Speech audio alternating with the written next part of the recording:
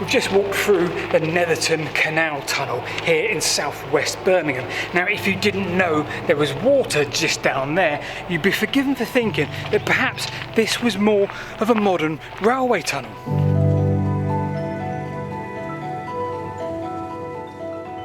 And that's for good reason, because the canal tunnel, the Netherton Canal Tunnel, was built in 1858, and it was the most recent canal tunnel built in the UK, taking 4 years to build. Now, compared to what we're talking about in today's video, that canal tunnel is heavenly. It's got room for 2 barges, it's got 2 towpaths, one either side. You can walk its entire length, but perhaps at your peril, because that's 1.7 miles long.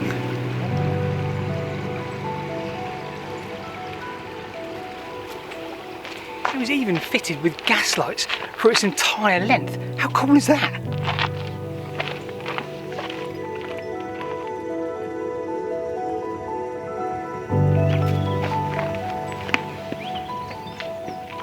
So that's all good, but it doesn't really fit into this channel's remit, abandoned and disused, as you can see by the boats going through it just there. What we're looking for is something far more terrifying than that tunnel ever knew how to be.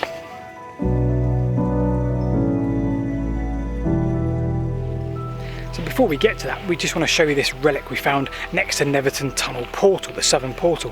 This is Cobb's engine house, and it was built in 1831, and it pumped around about 1.6 million litres of water from the mine shaft below, which is what, 500 feet, I think the record said. It's quite an impressive structure, sits here in this nature reserve for all to see.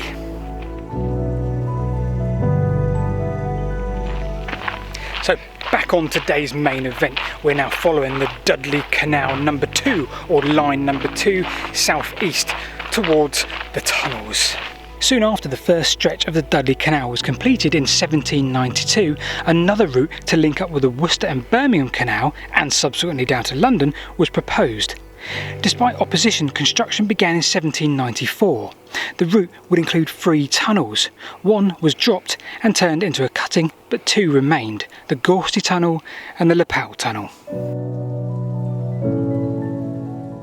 All the plans and the designs were drawn up by Josiah Clowes. He was brother-in-law of James Brindley. Now, Clowes was supported by William Underhill, the applicant. No, Underhill. Get it? Tunnels, Underhill. Clowes unfortunately died during the construction of the canal, and Underhill carried on his work thereafter. So on our journey southwest along this canal, the Dudley No.2 Canal, we've come across this tunnel. This is the Gusty Hill Tunnel, 509 metres long. Now, you've got to be pretty strong-headed to do this, and a recent blogger did it a couple of years ago, and they found it took them 25 minutes to do the 500 metres on account it was so silted up. Yeah, halfway through as well, it lowers, showing you the potential of claustrophobia. There's actually a little plaque inside there of Dracula as the bit lowers right down to about 9 feet tall. Quite an echo to it as well.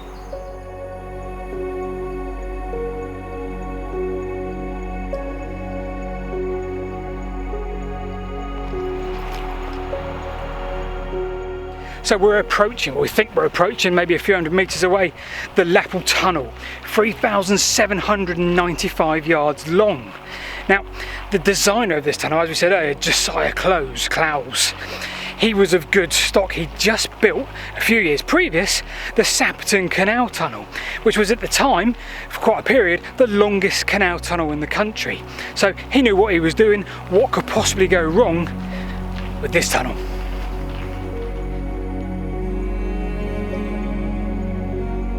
So we were hoping for a better view of the site, but just through there, just the other side of this massive great hedgerow, is a site of the eastern portal of the abandoned Lapal Tunnel. It's long since buried. You'd have had a huge wall leading up to it, and of course the relatively small portal. I say small because it was 9 foot by 9 foot. That's just enough to get your barge through. You'd be poling and you'd be legging through. Now, due to many subsidence issues over the years, even at the start of its construction, 1801, 1805, the mine shafts that were around here caused it to shrink in size in a lot of places. I think it went down to 7 feet. Imagine the claustrophobia. Now back at Gusty Tunnel we had an idea of how small that gets in that middle section. So think of the contrast in the tunnel that we walked through at the start of the video, the Netherton tunnel, and the difference in technology. Just 60 years apart, but my goodness me, that difference is staggering. So here is where things get interesting. In this clip I've muted, I was waffling quite a bit about my fascination with the 30 shafts along the Lapal Tunnel and how you can see some of the indents in the ground above today, and perhaps more importantly how those shafts potentially cause subsidence issues throughout the tunnel's life. But here's a thing. Whenever we go somewhere, we always try and plan ahead a little bit and find a local society or trust who are working on the subject matter of the video.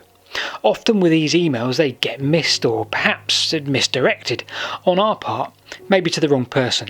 But literally as I was walking and waffling here, my phone pinged with an email from a lovely chap called Hugh, and within 20 minutes this happened. So you join us at the very eastern end of the Dudley No.2 Canal, and we've bumped into a man called Hugh.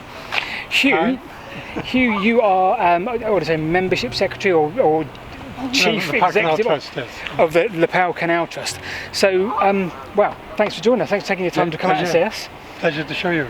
So we're stood now on what was the very point where it joined the Worcester and Birmingham. Is that? This was the Oil Junction, yes. Yep. Okay. What is the trust aiming to do? What's your goal? Our immediate goal is to get through past the Sainsbury's shopping centre. Yep. When the shop was built, it was actually built over the old route. Right. And there's a 106 agreement requiring them to make provision for the restoration. Ah, that's great. And they spent about 700,000 on that provision. I'll show you later. Yep. And in addition, they provided 700,000 deposited with Birmingham City Council for us to use to do the restoration. Oh, fantastic. That's so really far good. we've raised about £500,000. Yep. And we need to raise another 600,000 to finish the work. A million questions, Hugh. Do you want us to, are we going to walk that way as we talk? We walk along the route of the canal. Right, let's go. We have to do this bit by 2025 or we lose the £750,000. Oh, blimey. So that's giving, No pressure then. that's giving everybody an incentive to get it done in time. Definitely. You know?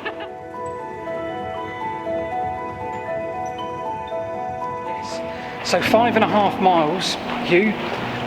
Money to be raised, as we said, link in the description below on how you could help. And to my mind, it's a really, when we were up at Netherton, it was very busy. Lots of canal boats. I'm guessing the same here. What a great link that would be. And not only is the link, but it'll be a ring around Birmingham. Yeah, okay. Oh, right. 21 so really miles important. canal ring. Yeah. Through the Netherton tunnel and round back here. Okay. So it'll be very popular So, yeah, it really will with be, right? everybody.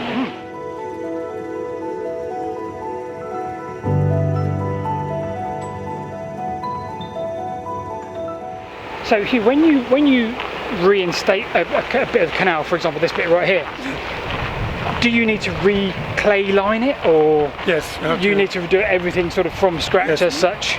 We have to move about 4,000 cubic metres of soil Right. Okay. and bring in about 700 cubic metres of puddle clay Right. to line it. Okay.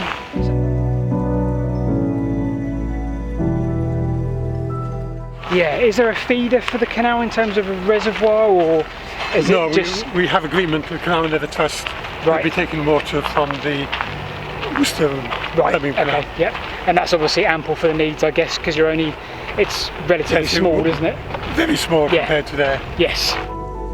So when Birmingham City Council built their ring road, they also incorporated the canal. So we don't need to do anything with the bridge as such.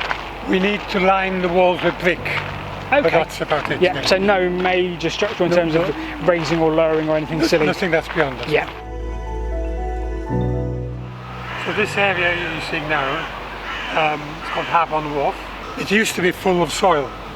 Okay. But Carey's the contractor, the remediation contractor for the Sainsbury site, Yeah.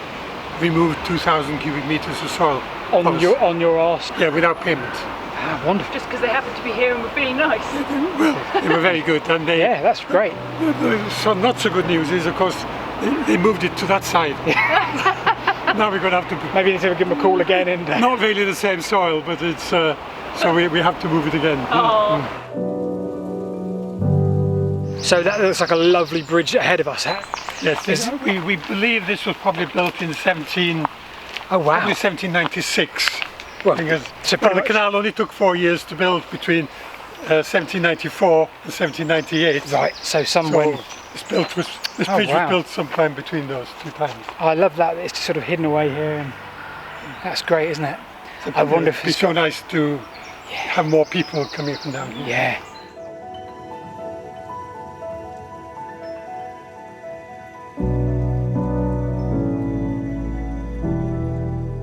Is there anything else you want to add, Hugh? Anything else you want to say? And where should we point people? How can people help? Yeah, go to our webpage, Yep. hit the donate button. Hit the donate button. Yeah, and if you're in the area, come and have a look as well. Come and see what's on Obviously, the we're road. very pleased to see anybody. Yes. Yeah. Or if a group would like a presentation, Yep. I've got a 45-minute presentation. I'd be happy Brilliant. to go along and explain the history and our plans. Yeah. But we're not short of volunteers. Yeah. Although we would like more people to help Yeah, with the more the merrier, fundraising. more the merrier. Fundraising is the main part, Fundraising's yeah. key, people. So do click all the links in the description below. And yeah, big thanks for Hugh for joining us today. A bit last minute, if you'd have seen the conversations we had in the last 10 minutes. But yeah, really appreciative. And from me and Rebecca, we'll call it a day as well, shall we? Yeah. We're kind of walked out. So yeah, thanks for joining us. Do all the good things. Click on subscribe, and yeah, check out the links below for Hugh and his team. See what kind of mess you make of that.